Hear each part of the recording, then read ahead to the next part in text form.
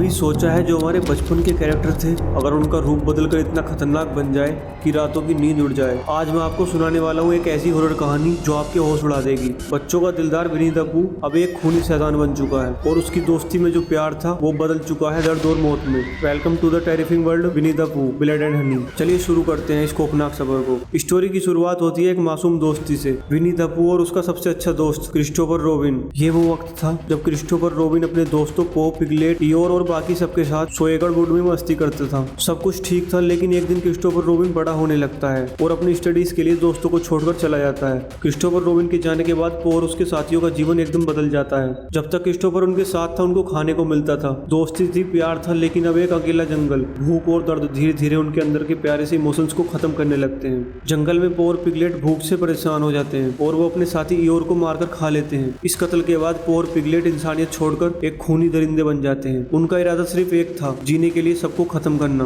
अब पो और पिगलेट ऐसे खूनी बन चुके हैं जिनका सिर्फ एक ही मकसद है, बदला लेना और वो सब खत्म करना जो कभी उनका था। कुछ साल बाद क्रिस्टोफर अपनी वाइफ के साथ जंगल में वापस आता है अपने पुराने दोस्तों से मिलने के लिए। उसे लगता है पो और पिगलेट अब भी वैसे ही प्यारे से होंगे जैसे पहले थे, लेकिन जब वो जंगल के अंदर आता है तो सब कुछ अलग ही नजर आता है। हर तरफ सिर्फ खौफ और मौत का साया है और उसके सबसे प्यारे दोस्त अब दुश्मन बन चुके हैं। क्रिस्टोफर रॉबिन को पो और पिगलेट पकड़ लेते हैं और उसकी आंखों के सामने उसकी बीवी का कत्ल कर देते हैं। यहाँ से शुरू होता है एक खौफनाक सफर जहाँ क्रिस्टोफर को अपनी जिंदगी के लिए लड़ना पड़ता है। पो और पिगलेट का जुनून अब सिर्फ खून और बदला है। जंगल के हर कोने में ये दोनों खूनी टायन के जैसे घूम रहे हैं जो अपनी भूख मिटाने के लिए इंसानों का शिकार कर रहे हैं। जंगल में कॉलेज की कुछ लड़कियां अपना वीकेंड बनाने के लिए आई होती हैं। उन्हें बिल्कुल अंदाजा नहीं होता जहाँ वो रिलैक्सेशन के लिए आई हैं वहाँ मौत उनका इंतजार कर रही है। ये लड़कियां एक पुराने छुपे हुए केबिन में जाकर पार्टी शुरू करती हैं। उन्हें क्या पता था कि इस केबिन के आसपास पो और पिगलेट जैसे खूनी घूम रहे हैं जो हर एक इंसान को अपने कहर का शिकार बना चुके हैं। एक लड़की जिसका नाम जॉय होता है पूल में एंजॉय कर रही होती है।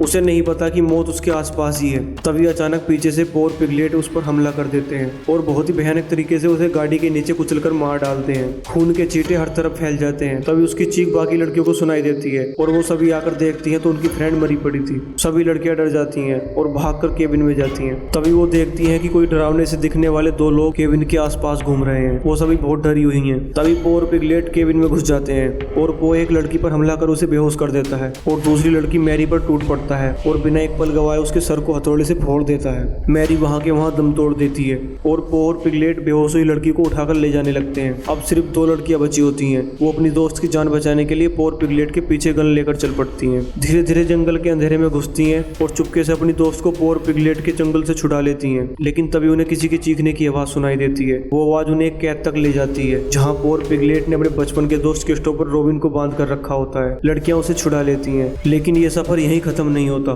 जंगल के अंधेरे में पो और पिगलेट का खौफ अब भी उनके सर पर मंडरा रहा होता है। तभी पो दो लड़कियों के पीछे जंगल में उनके पीछे भागता है। तभी तीसरी लड़की जेसिका जो पिगलेट के पास होती है वो पिगलेट के सर पर हथौड़ा मार उसे बेहोश कर देती है और उसे बांधकर उस पर वार कर मार देती है। तभी पिगलेट की आवाज सुन पो भागकर वहां आता है और अपने दोस्त पिगलेट को मरा देख गुस्से में तलवार जेसिका के मुंह के आर पार कर देता है। दूसरी तरफ लारा और उसकी दोस्त बचने के लिए भाग रहे होते हैं। पो उनका पीछा करता है। पो लारा की दोस्त को पकड़ लेता है और उसकी गर्दन शरीर से उखाड़ देता है। यह देखकर लारा के होश उड़ जाते हैं। वो लारा की ओर बढ़ता है और उसे पकड़ लेता है। तभी पीछे से क्रिस्टोफर रॉबिन कार से पो को टक्कर मारता है और लारा को संभालता है, लेकिन खेल अभी यहीं खत्म नहीं होता। वो अभी भी मरा नहीं था। वो लारा को पकड़ लेता है। क्रिस्टोफर रॉबिन एक बार फिर पो को समझाने की कोशिश करता है, लेकिन पो अब दोस्ती के मायने भूल चुका होता है। वो रॉबिन की एक नहीं सुनता और लारा का गला काट देता है। लारा वहीं के वहीं दम तोड़ देती है और रॉबिन वहां से भाग निकलता है। लेकिन इस कहानी का एंड सबसे डार्क और खौफनाक होता है जहाँ पो का कहर अब भी जिंदा है और जंगल उसके कब्जे में है। मौत का सिलसिला अब भी वहीं का वहीं चलता रहने वाला है और ये खौफनाक जंगल अपने अगले शिकार के लिए इंतजार कर रहा है। तो दोस्तों ये था एक मासूम कहानी का डरावना रूप, विनी the Pooh blood and Honey. एक जंगल जहाँ दोस्ती, खून और बदले की खौफनाक दास्तान लिखी गई है। अगर आपको ये एक्सप्लेनेशन पसंद आई हो तो लाइक जरूर करना और हाँ, कमेंट में हमें जरूर बताना कि स्टोरी कैसी लगी। और ऐसी ही हॉरर कहानियों के लिए चैनल रिव्यू विद दीप को सब्सक्राइब करना न भूलें। मिलते हैं अगले रिव्यू में एक नए खौफ के साथ।